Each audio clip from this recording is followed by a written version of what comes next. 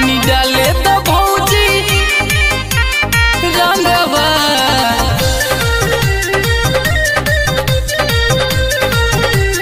चोलिया के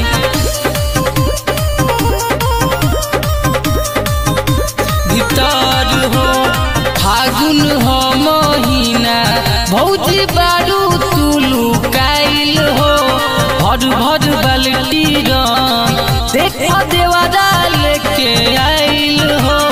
देवारा लेके आइल हो फागुन हो महीना भौजी बारू तुलू काइल हो भर भर बाल्टी रंग देखो देवारा लेके आइल हो तनी डाले तो भौजी रंगवा चोलिया के भीतर हो तनी डाले तो भौजी रंगवा चोलिया के भीतर हो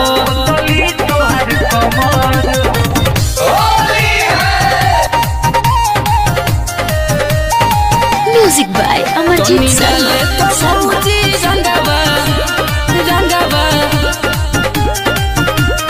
चोलिया के भीतर हो फूलक के वाड़ी लगाई रंग हो तनी सभा भीज भीज जाए अंग हो भीज जाए अंग हो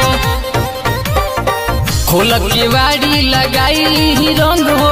तनी सभा भीज भीज जाए अंग हो होली के दिन तू जनी तरसाव देवारा बबुआ के पुआ खियाव भैया से लगावाई ले लू देवरों के कलक भर हो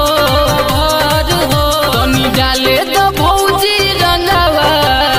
चोलिया के भीतर हो तनी डाले तो भौजी रंगवा चोलिया के भीतर हो चोलिया के भीतर हो तनी डाले तो भौजी रंगवा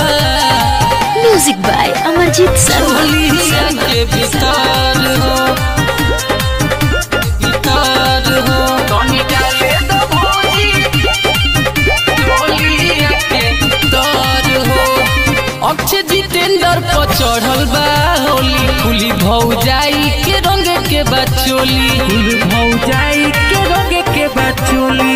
अक्षय जितेंद्र पे चढ़ल बा होली फूली भौजाई रंग है अब की होली दीपू दिलदार के रंगवा कोरी नहीं असर हो दीपू दिलदार के रंगवा कोरी नहीं असर हो तनी डाले तो भौजी रंगवा चोलिया के भीतर हो तनी डाले तो भौजी